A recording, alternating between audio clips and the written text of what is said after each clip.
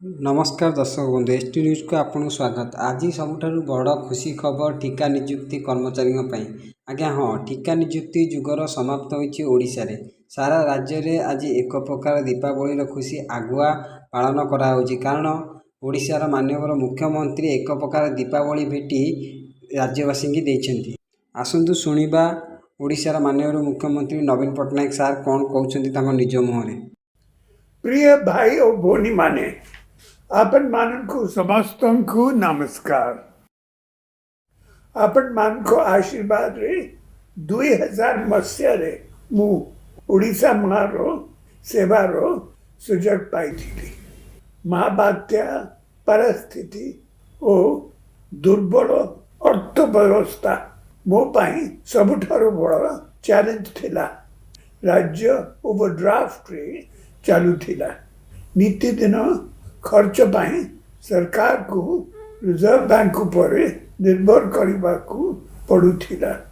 ओडिशा अर्थनीति पाई यह एक कला समय थिला। राजकोष पूरा खाली थिला। अर्थनीति उपरे बहुत चाप थिला। बन्या बात्या मरुड़ी सबु बेले लागी रही थिला। गरीबी अधिक थिला।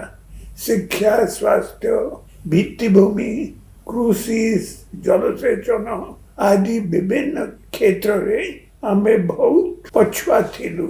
लिमिटेड रिसोर्सेस भीतरे ए सब क्षेत्र रे उन्नति आनिबा थिला हमरो सबुठारु बड़ प्रायोरिटी। सेते बेले सरकारी नियुक्ति पूरा पूरी बंद थिला। पोस्ट सबु abolished करबा को पड़ुथिला। यह मो पाई बहुत कष्टकर थिला। मो राज्यर पिला माने नियुक्ति न पाए हैरान होइथिले। यह मते बहुत दुख देथला। प्रतिदिन मो मनरे चिंता थिला केबे परिस्थिति रे उन्नति आसीबो एवं हम पिला माने रेगुलर रिक्रूटमेंट पाइबे। आपण मान करो सहयोग और महाप्रभु को आशीर्वाद ही सब बेले अमर बड़ शक्ति। उत्तम फाइनेंशियल मैनेजमेंट और गुड गवर्नेंस जरिया रे ही धीरे धीरे परिस्थिति रे उन्नति आसिला। 2013 रु आमे contractual रिक्रूटमेंट आरंभ करू। यह मध्य मो पाई एक कष्टकर निष्पत्ति थिला। एबे आम अर्थनीति रे उन्नति आसीछि। विकास क्षेत्र रे ओडिशा सारा देश रे एक नुआ परिचय आनिछि। गत वर्ष आमे contractual रिक्रूटमेंट को चेंज करी initial appointee करिथिलु।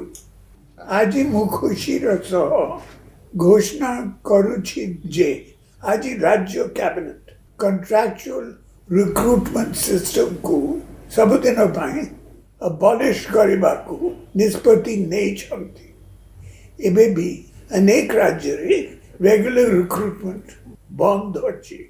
contractual appointment चालिछि। Odisha रे किंतु contractual रिक्रूटमेंट रो जुगो शेष हैला। सबु contractual रिक्रूटमेंट रेगुलर हेबो। बहुत दिन धरी ए दिन को मु अपेक्षा करिथिली। आसंता काली एथिपाई नोटिफिकेशन हेबो। 57,000 रु अधिक कर्मचारी रेगुलर हेबे। एथिपाई हाराहारी 1300 कोटी रु अधिक टंका खर्च हेबो। एही सबु कर्मचारी माननको परिवार पाई एहा आगुआ दीपावली आनिछि। आज ओडिशा कॉन्फिडेंस रो सह आगु को बढ़िछि। सशक्त हेछि। ओडिशा इतिहास रो यह एक गोल्डन मोमेंट।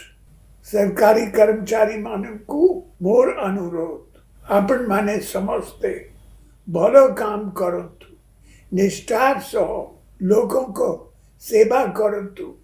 दायित्व पालन करबा बेले सरकारों को 5T initiative teamwork, technology, transparency, time and transformation को फॉलो करंतु।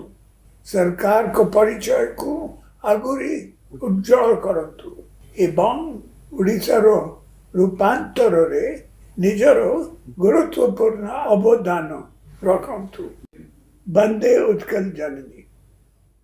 ଏହି ନିଷ୍ପତ୍ତି ସାରା ରାଜ୍ୟରେ ସ୍ୱାଗତଯୋଗ୍ୟ ହୋଇଥିବା ବେଳେ ଏହି ଖୁସି ଅବସରରେ ମାନ୍ୟବର ମୁଖ୍ୟମନ୍ତ୍ରୀଙ୍କୁ ଓଡ଼ିଶାବାସୀଙ୍କ ତରଫରୁ ଏବଂ ଆମ ଏଷ୍ଟ ନ୍ୟୁଜ୍ ଚ୍ୟାନେଲ ତରଫରୁ ଅଶେଷ ଧନ୍ୟବାଦ। ଯଦି ଭିଡ଼ିଓଟି ଭଲ ଲାଗିଥାଏ ଚ୍ୟାନେଲଟିକୁ ସେୟାର ଆଣ୍ଡ ସବସ୍କ୍ରାଇବ୍ କରନ୍ତୁ। ଧନ୍ୟବାଦ।